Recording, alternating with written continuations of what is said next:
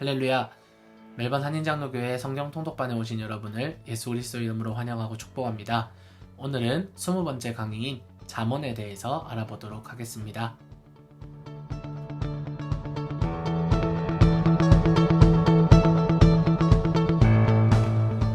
잠언은 우리에게 지혜롭게 사는 법을 가르쳐주는 지혜서입니다. 믿음이 없는 세상 사람들도 공감할 만한 내용과 더불어 격언, 금언, 권면 등을 일반 상식과 믿음의 삶의 영역을 조화롭게 매치시켜 놓은 책이라고 할 수 있겠습니다. 대체적으로 어린 자녀에게 가르침을 주는 내용이다 보니 직접적이고 강한 문구와 실용적인 아이디어가 담겨 있어 이 글을 읽는 사람으로 하여금 진정 지혜로운 삶이란 무엇인지 떠올리게 합니다. 잠언은 같은 지혜서인 시편과 마찬가지로 전체를 아우르는 주제를 파악하시며 또한 한 절 한 절 담겨있는 저자의 메시지를 묵상해보는 것 또한 유익할 것입니다.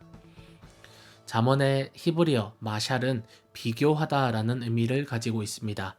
이는 지혜로운 자와 어리석은 자, 의인과 악인, 생명과 죽음 등 반대되는 성격의 것들을 대조하면서 진리와 주제를 드러내는 문학 기법이 돋보입니다. 한글 제목인 잠언에서의 잠은 경계할 잠 혹은 침잠자를 쓰는데 침과 같이 찌르는 가르침 혹은 살아가는 데에 경계할 만한 가르침 등으로 이해할 수 있습니다. 잠언은 저자에 따라 7부분으로 나눕니다. 1장에서 9장까지는 솔로몬의 잠언, 10장에서 22장 16절까지 다시 솔로몬의 잠언이 나오고요. 그리고 22장 17절에서 24장까지는 지혜 있는 자의 잠언이다 라고 밝힙니다. 25장에서 29장까지는 솔로몬의 잠언이지만 히스기야 왕의 신하들이 편집한 잠언으로 불리고 있습니다.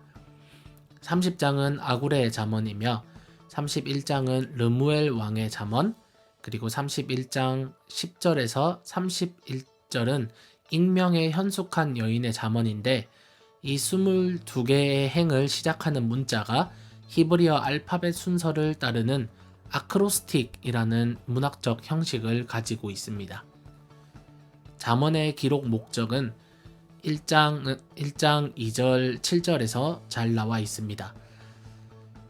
이 잠언은 지혜와 훈계를 알게 하며 명철의 말씀을 깨닫게 하며 정의와 공평과 정직을 지혜롭게 실행하도록 훈계를 받게 하며 어수룩한 사람을 슬기롭게 하여 주며 젊은이들에게 지식과 분별을 갖게 하여 주는 것이니 지혜 있는 사람은 이 가르침을 듣고 학식을 더할 것이요 명철한 사람은 지혜를 더 얻게 될 것이다. 잠언과 비유와 지혜 있는 사람의 말과 그 심오한 뜻을 깨달아 알 수 있을 것이다. 주님을 경외하는 것이 지식의 근본이언을 어리석은 사람은 지혜와 훈계를 멸시한다 라고 나와 있습니다. 따라서 지혜롭게 하도록 훈계하는 것이 표면적인 이유라면 진짜 잠언의 목적은 결국 하나님을 경외하는 것이 진정한 지혜라는 것을 가르쳐주기 위함입니다. 잠언서를 바탕으로 이 잠언이라는 장르에 대해 조금 더 알아보자면 글이 짧고요. 그리고 경험에 기초하고 있고 종종 삶과 세상에 대한 주의 깊은 관찰을 통해 얻은 결론입니다. 그리고 기억하기 쉬운 형식으로 표현되어 있으며 값진 통찰력을 준다고 할 수 있습니다. 이러한 몇 가지 특징을 지니고 있습니다. 이러한 관찰을 토대로 성경의 히브리 잠언은 짧고 기억하기 쉬운 문장으로 구체화된 삶에 대한 숙고라고 정의할 수 있겠습니다. 앞에서도 언급했지만 잠언은 삶의 아주 실제적인 부분, 때로는 상식적인 부분들까지도 다루고 있기 때문에 때로는 잠언 안에서의 내용들이 서로 부딪히기도 합니다. 그래서 잠언을 오용하지 않으려면 우리는 소통과 가르침의 수단으로서 잠언이 갖는 한계를 인식하는 것이 중요합니다. 이것이 무슨 말이냐고 하면 하나의 지혜 잠언은 문맥을 갖고 있지 않습니다. 지금 저자가 권면하는 이 잠언의 내용이 어떤 상황에서 기록이 되었는지 혹은 어떤 사건이 있었는지에 대해 기록하고 있지 않습니다. 그저 지혜로운 스테이트먼트를 기록하고 있기 때문에 이 글을 읽는 독자들이 문맥을 덧붙여야 합니다. 예를 들자면 잠언 26장 4절에는 미련한 사람이 어리석은 말을 하면 대답하지 말라고 충고합니다. 너도 똑같은 사람이 될까 한다는 것이죠. 하지만 이어서 나오는 5절에서는 같은 상황에서 똑같은 말로 대응해 보라고 충고합니다. 그 미련한 사람이 자신의 어리석은 말이 지혜롭다고 착각할까 두려우니 같은 말로 받아쳐서 당신이 하는 말이 말도 안 되는 말입니다 하고 깨달음을 주라는 것입니다. 이 두 구절은 상반된 행동의 권면을 하고 있습니다. 하나는 대답하지 말라, 하나는 똑같은 말로 대응하라. 이 글을 읽는 독자들은 자신의 상황에 맞게 이 구절을 적절히 받아들일 수 있습니다. 아마도 잠언 저자들이 종종 이렇게 서로 반대되는 잠언을 함께 배치한 것도 독자들에게 이런 사실을 일깨우기 위함일 것입니다. 또한 잠언은 있는 그대로의 방식을 표현한다는 점에서 관찰이어야 하지 법칙일 수 없습니다. 예를 들어서 잠언 15장 1절에 부드러운 대답은 분노를 가라앉히지만 거친 말은 화를 돋운다 라는 구절이 있습니다. 다들 경험을 해보았겠지만 인간관계라는 것은 또한 대화라는 것은 너무나 복잡 미묘하기 때문에 주어진 상황에 관해 모든 진리를 하나의 짧은 문장으로 요약하거나 단정 지을 수는 없습니다. 어떤 사람에게는 부드러운 대답이 분노를 가라앉힐 수도 있습니다. 하지만 어떤 사람에게는 그렇지 못하는 경우도 있습니다. 똑같은 사람이지만 어떤 상황에서는 부드러운 대답이 분노를 가라앉힐 수도 있고요. 또 다른 경우에는 분노를 가라앉힐 수 없는 경우도 또한 있습니다.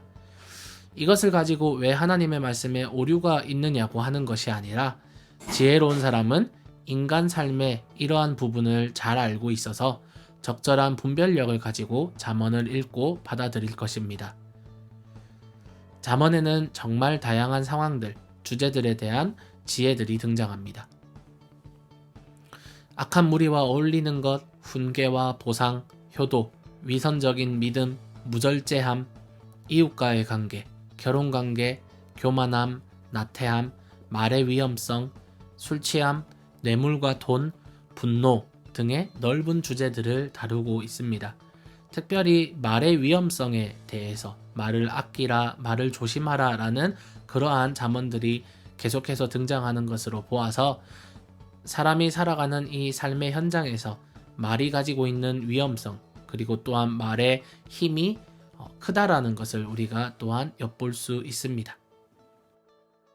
앞에서 살핀 대로 이 잠언을 절대적인 명령 선포 혹은 율법과 같이 여기는 것이 아니라 지혜로운 안내서이자 지침서로서 그리스도인으로서 어떻게 우리가 지혜로운 선택과 삶을 살아갈 수 있을지 믿음의 선배들의 꿀팁들이 가득 담겨있는 족보라고 생각하면 이해가 빠르겠습니다.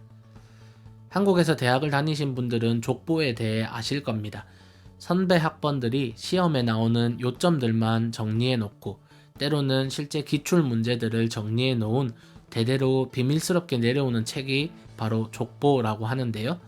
거기에는 아주 디테일한 설명은 적어 놓지 않아요. 대신 꿀팁들, 문제를 어떻게 푸는지에 대한 팁들, 혹은 이 교수님이 어떤 유형의 문제를 잘 내는지 그러한 팁들이 담겨 있습니다. 잠언은 그러한 책입니다. 선배들이 살아보니까 이런 문제에서는 이렇게 하는 게 좋더라, 이렇게 선택하는 편이 지혜롭더라 라고 하는 조언들이 담겨 있는 것이죠. 이 책을 여러분의 상황 속에서 이 잠언을 지혜롭게 읽으시며 또한 이 지혜의 말씀들이 여러분의 삶의 상황에서 재해석되어서 위로를 얻고 또한 좋은 조언을 얻으시기를 바랍니다. 오늘은 이렇게 잠언에 대해서 알아보았습니다. 잠언이 총 31장으로 구성이 되어 있기 때문에 믿음의 선배들이 어떻게 또한 이야기를 하냐면 하루에 한 장씩 잠언을 읽어서 한 달이면 31장을 읽을 수 있다고 조언을 하였습니다. 그래서 여러분 성경 통독 때문에 잠언을 읽기도 하지만 이 잠언을 매일 한 장씩 읽어보신다면 또한 삶의 어려운 순간들, 매일매일 찾아오는 그러한 선택의 순간들에서 믿음의 선배들이 조언하는 것들이 여러분의 삶에서 또한 좋은 영향력을 미칠 수도 있을 것 같습니다. 날씨가 많이 추워졌습니다. 감기에 유의하시고요. 또한 코로나 바이러스가 기승을 부리고 있습니다.